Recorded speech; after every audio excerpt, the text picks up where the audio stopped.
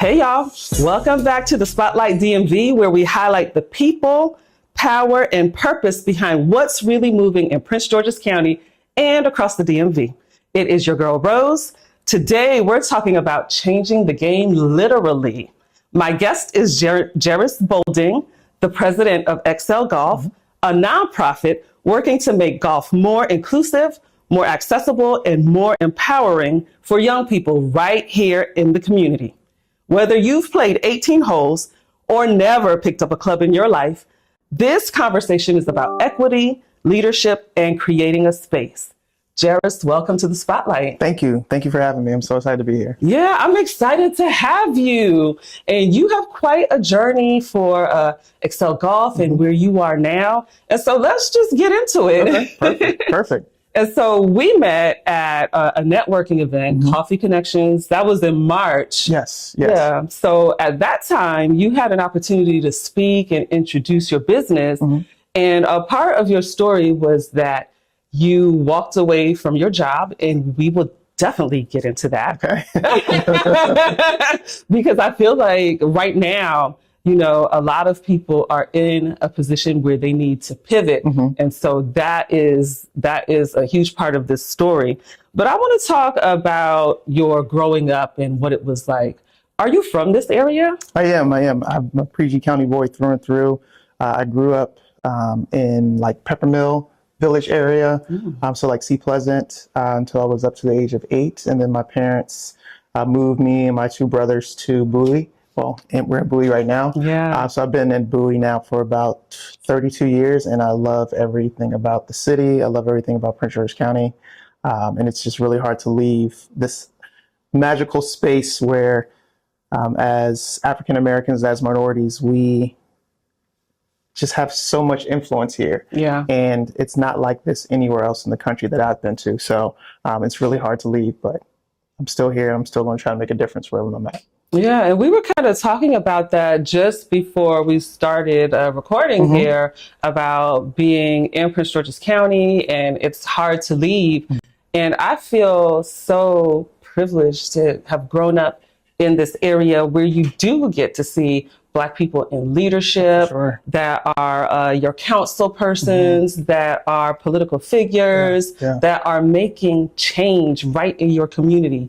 You know, you go to the courthouse and you see somebody, and then you go to the grocery store, and that same person that was in leadership at the courthouse is at the grocery store too. So I just love that about this county. And what I want to know, you know, golf.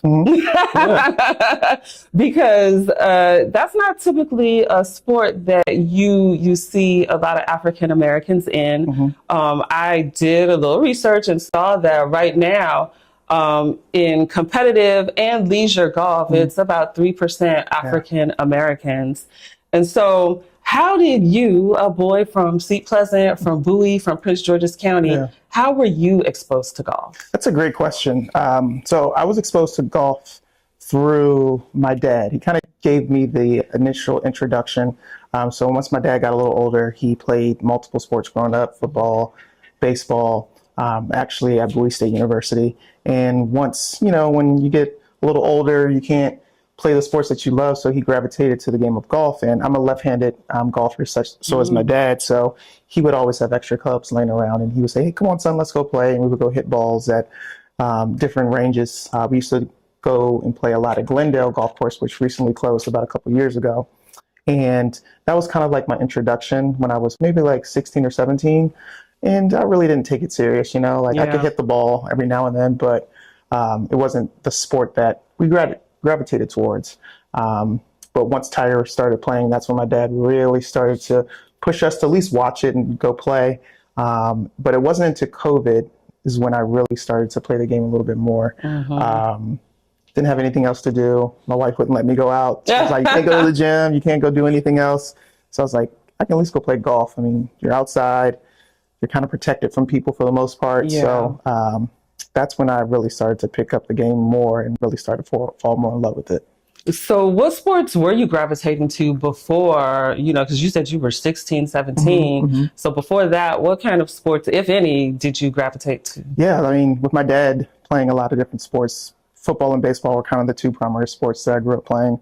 And I think with most African Americans, those are kind of the sports that we're known to like gravitate towards in basketball, especially here in Prince George's County. But golf was just never one on the radar. I don't think it was because my parents didn't want us to play. It was just probably opportunities and access to the game. And that's something our organization is working hard to fix within Prince George's County. But yeah, just the football, basketball, played football in high school for a couple of years at Bowie High School. And then played baseball a little bit, like when I was a kid. Played a lot of slow pitch softball, like leisurely with church and things like that. But now I put all those other sports away, and all I want to do is hit a golf ball. What position did you play in baseball and softball? Yeah, so in baseball, when I was in Little League, I was a pitcher. And again, my dad is kind of like my biggest influence. So he was a pitcher.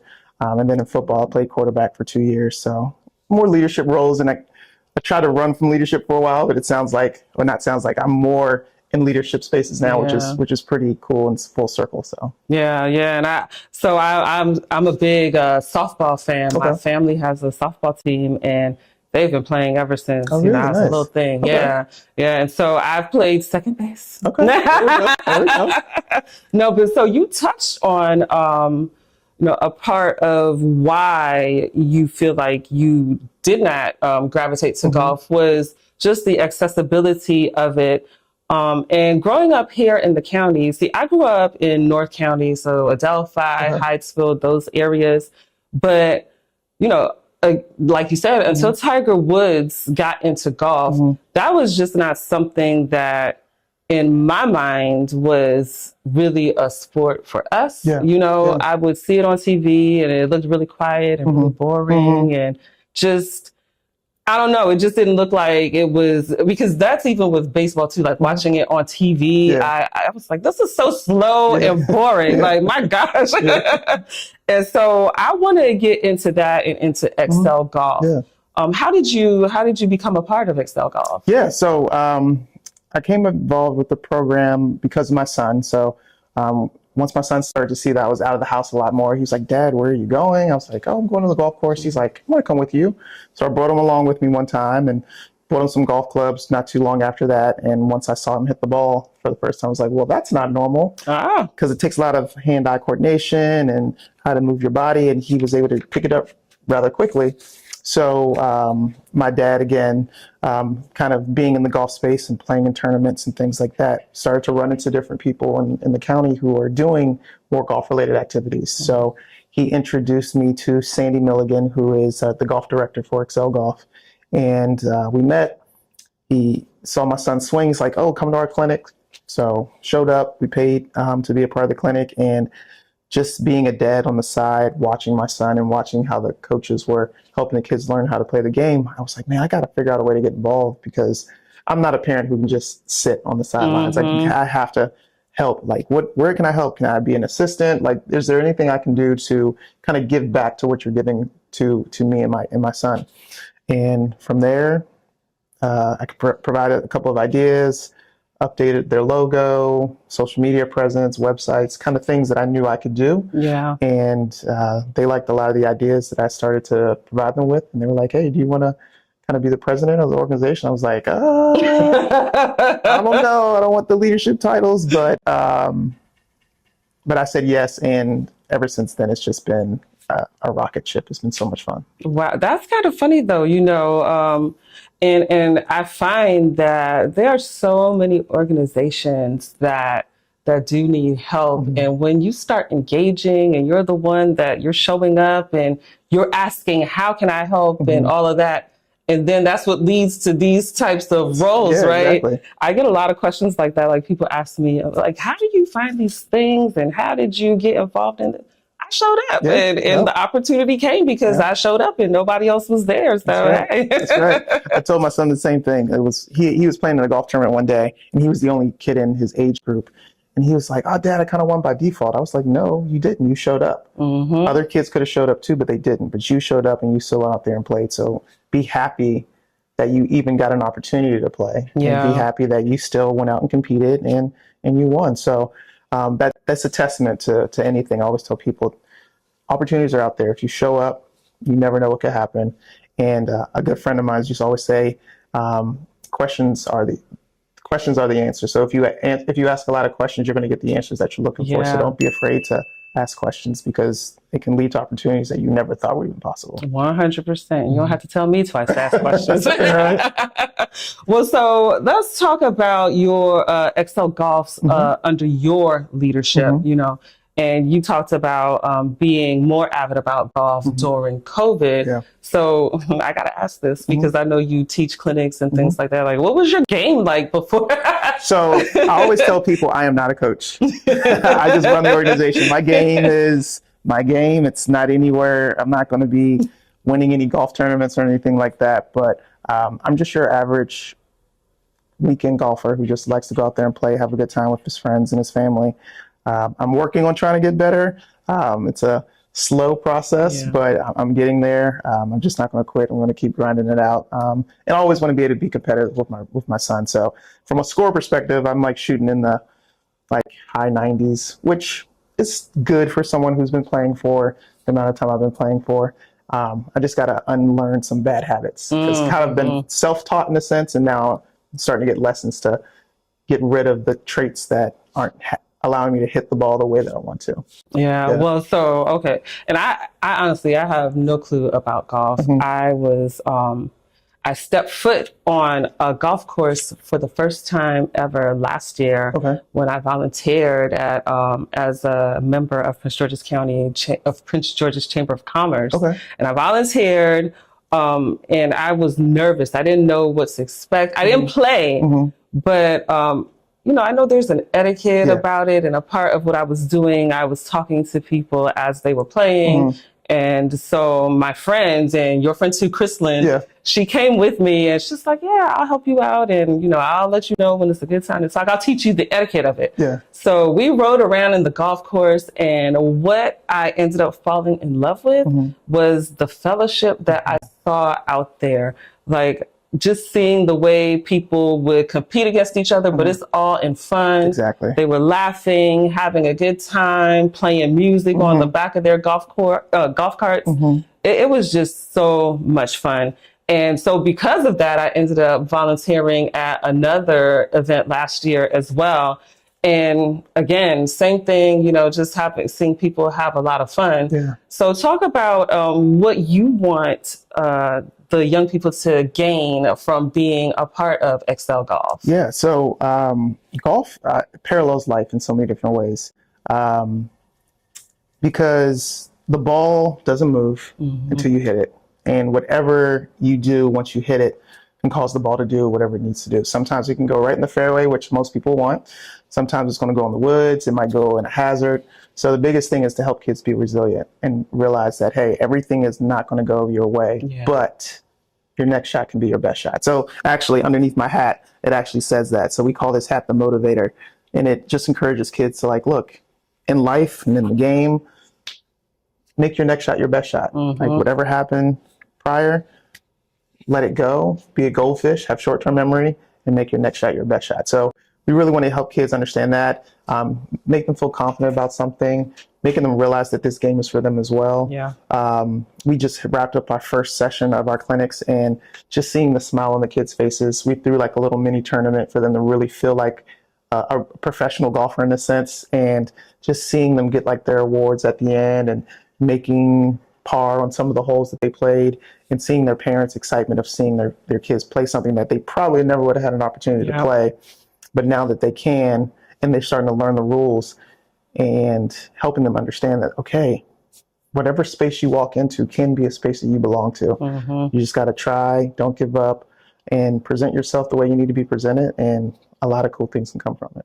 Yeah, I love that. I absolutely love that. And like any sport or activity that someone partakes in, whether they're young or old, the goal is not always necessarily to come out and being this pro, but to learn the lessons that come along with it that you can apply to other areas in your life. Exactly. Yeah. So talk about the accessibility part. Like, what are the barriers that you do see, when people are inquiring and want to be a part of Excel Golf? What are some of the things that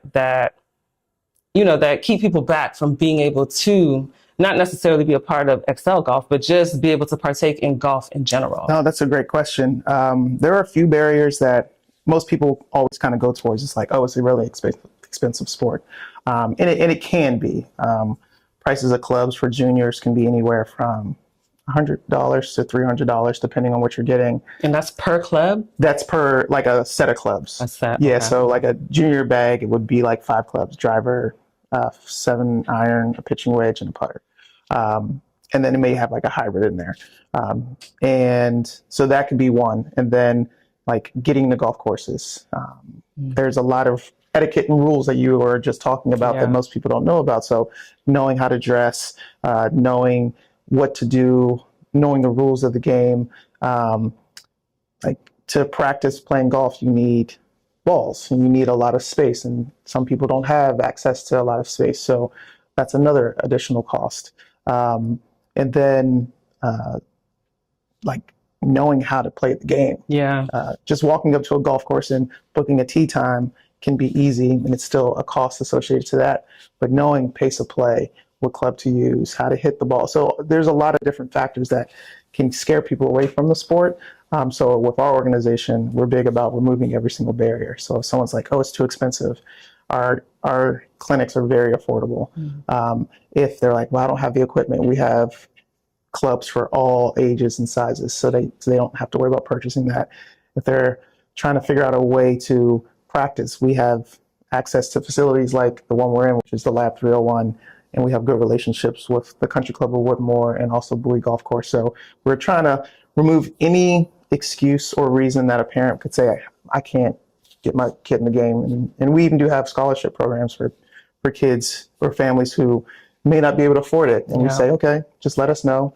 And we've had donors who have literally given money just to sponsor kids to be able to play the game. So we've removed all the barriers that we possibly can to make sure any kid wants to swing a club can. I absolutely love that. And that's why I feel it's so important to get the stories out about organizations like Excel Golf. And so now back to you walking away from your job. Talk about that and what that was like. Yeah, that was, I would say it was probably 3 years in the making. Once I got involved with the organization, and my wife can attest to this, I always kind of knew I was meant for more. I worked for the federal government for 23 years, since I was a junior in high school. And, you know, living in this area, I think most parents would always tell their kids, hey, graduate from high school, go to college and get a good government job. And I followed those steps, all 3 of them. And I actually built a really solid career out of what I was doing. My background is in IT, so I was in the IT space for the government, and then kind of transferred into like the payroll, IT related role. And I love supporting people, and I know I'm a servant at heart. So I knew I enjoyed what I was doing when it would come to helping people, but I just knew there was something more. I knew there was something missing. It's like, what is it that I'm not doing that's causing me to like have this hesitation to kind of step away? I was always involved with like youth sports. So like when my kids would play any type of sports, I was involved in coaching and helping out. So I knew I had a heart to help the next generation. And when I got involved with Excel, and they kind of gave me this opportunity to be a lead, I was like, man, I would love to do this full time if I could figure out a way to do it. So we were actively working over the past 3 years to try to figure out a way to possibly pivot out of my federal career to this. But once the new administration came in and they offered this opportunity for employees to walk away and still be paid for a certain amount of months, I was like, you know what? Let me pray on it. I'm a man of faith, and I felt like God was saying, hey, this is that nudge that you've been waiting for.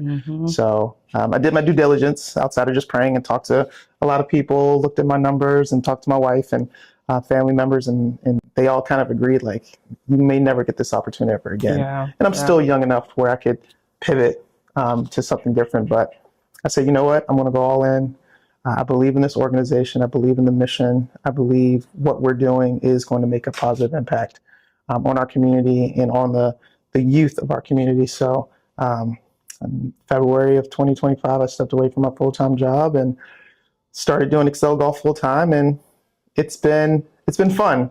had a lot of opportunities to meet with people similar to Rose. As she was saying, we've partnered with the Prince George's County Chamber of Commerce, so we're one of the nonprofit organizations, and just meeting people within the community and letting them know what we're doing and having conversations and meetings and hosting clinics all over the place, and just making people more aware of the game of golf.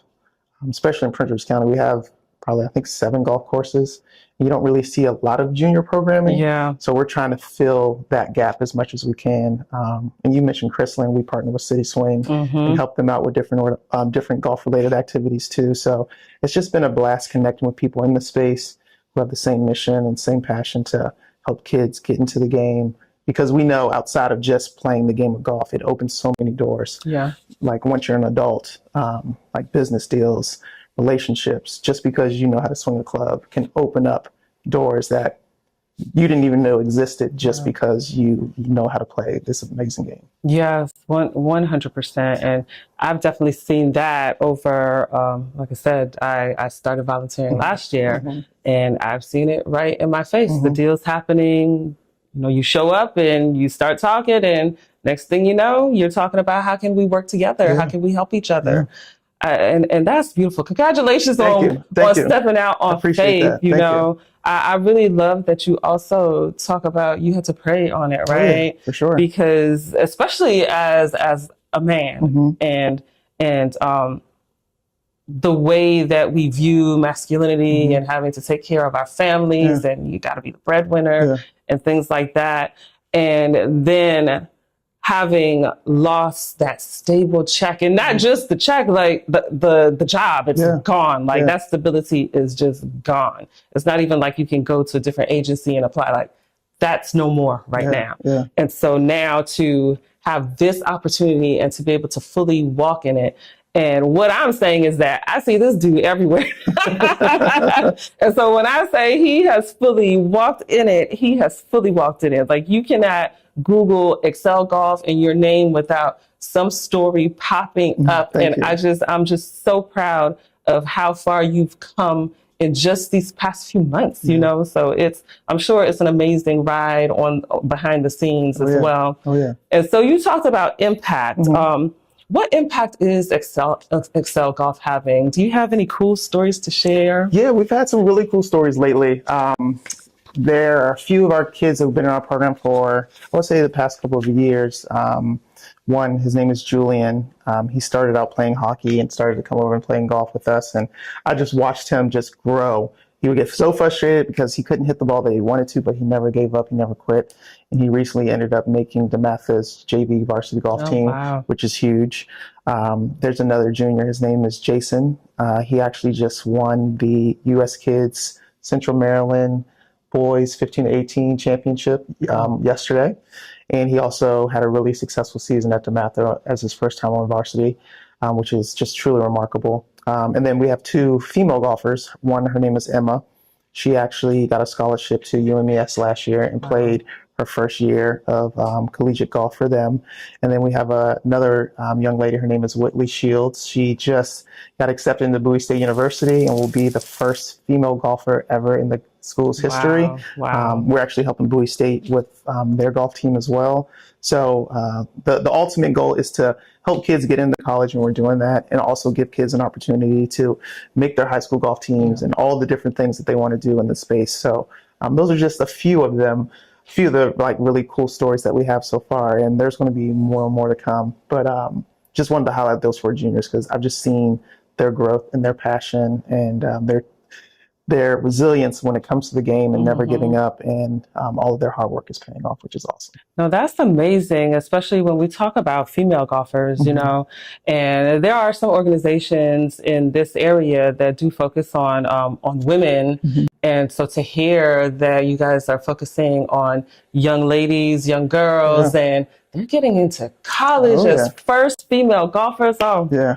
That is amazing impact right there. I love it. I love it. And it's exciting, and especially I'm a Bowie State boy, so it's always an extra little shine when someone in our organization is playing at my alma mater. So that's great. That's A lot of fun. beautiful. Yeah. So let's talk about what you see as a bigger vision for, the long-term goal for Excel Golf. Yeah. So we have two big ones. The first one is to provide more golf-related activities for kids in the county.